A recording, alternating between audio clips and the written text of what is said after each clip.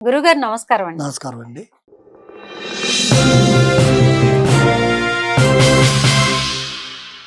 ఇందాక మీరు చెప్పినట్టుగా సంఖ్య విధంగా చూసుకుంటే అవునండి. న్యూమరాలజీ అవునండి. ఫస్ట్ సంఖ్య వారికి ఎలా ఉండబోతుంది కొత్త సంవత్సరం 2026? అవునండి. ఈ ఒకటో సంఖ్య అనేది హ్మ్. 1వ తేదీన పుట్టిన వాళ్ళు, 10వ తేదీన పుట్టిన వాళ్ళు అండ్ 19, 28 ఈ హ్మ్. తేదీల్లో పుట్టిన వాళ్ళు ఒకటో సంఖ్య కిందికి వస్తారండి. హ్మ్. వీరి కారకత్వం ఏంటంటే సన్ అన్నమాట, సూర్యుడి కారకత్వం. వీళ్ళు అనుగ్రహం ఉంటుంది.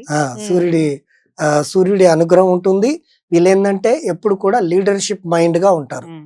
ఒకరి కింద పని చేయడానికి అంతగా ఇష్టపడరు, అంటే పని చేస్తున్నా ఇష్టం లేకుండా చేస్తుంటారు. వీళ్ళకి ఏంటంటే ఆ క్వాలిటీస్ ఉంటాయి, హ్మ్. లీడర్షిప్ క్వాలిటీస్ ఉంటాయి, మంచితనం ఉంటుంది, నలుగురికి సహాయం చేయాలన్న ఆలోచన వీళ్ళకి ఉంటుంది, సేవాగుణం. సేవాగుణం ఉంటుంది. హ్మ్. అయితే వీళ్ళకి ఈ సంవత్సరం ఎలా ఉండబోతుంది? హ్మ్. ఈ ఒకటో సంఖ్యకి సంబంధించిన వాళ్ళందరూ కూడా వీరికి ఆత్మవిశ్వాసం ఎక్కువ ఉండబోతుందండి ఈ హ్మ్. సంవత్సరం. అండ్ వీళ్ళకి పేరు, గౌరవం, మర్యాద ఇవన్నీ కూడా ఎక్కువగా లభించబోతున్నాయి. హ్మ్.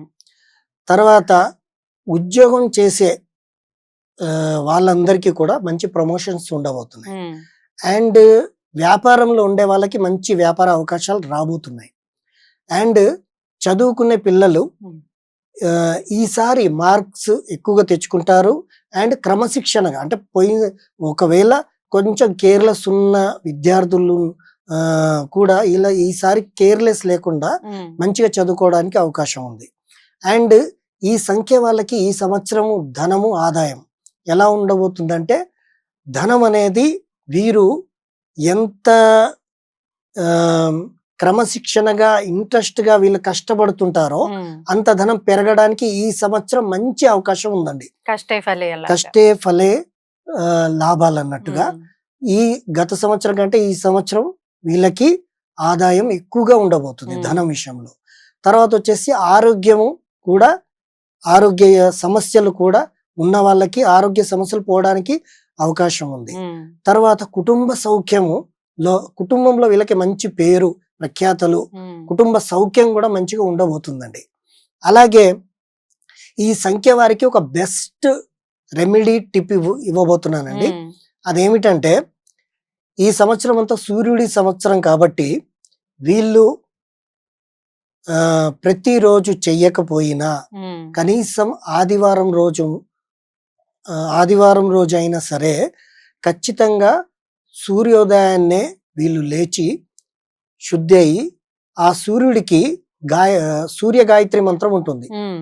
భాస్కరాయ విద్మహే మహా ద్వితీకరాయ ధీమహి తన్నో ఆదిత్య ప్రచోదయాత్ అనే సూర్య గాయత్రి ఉంటుందండి. హ్మ్. ఈ సూర్య గాయత్రిని ఎలా చదవాలంటే, వీళ్ళు సూర్యుడికి ఎదురుగా దోసిడి నీళ్లు తీసుకొని ఈ గాయత్రి చెప్పి హ్మ్. 3 సార్లు సూర్యుడికి నీళ్ళు వదిలేసి 4వసారి ఇలా మనం తీర్థం తీసుకుంటున్నట్టు హ్మ్. నీళ్లు చేతిలో తీసుకొని సూర్యుడికి చూపించి, మీకు ఏదైతే మీ ఇష్టకామ్య సిద్ధి కలగాలనుకుంటున్నారో, మీ ముఖ్యమైనటువంటి కోరిక ఏంటో అది అవ్వాలి, ఈ సంవత్సరం అంతా నాకు బాగుండాలి అని హ్మ్. ఆ నీళ్లు సూర్యుడికి చూపించి మీరు ఆ నీళ్లు గనక సేవిస్తే ప్రతిరోజు చేస్తే మంచిది. హ్మ్. కొందరికి కుదరని వాళ్ళు ఆదివారం మాత్రం మిస్ చేయకూడదు. అండ్ అలా చేస్తే వీళ్ళకి మంచి మంచి పరిణామాలు రావడానికి ఎలాంటి సందేహాలు లేవండి. ఇది ఓకే. ఒకటో సంఖ్య. హ్మ్. అయితే ఒకటో సంఖ్య వారికి వచ్చే సంవత్సరం ఎలా ఉండబోతుంది? మంచి టిప్స్ కూడా ఇచ్చారు గురువుగారు. అవునండి. నమస్కారం అండి. ధన్యవాదాలు.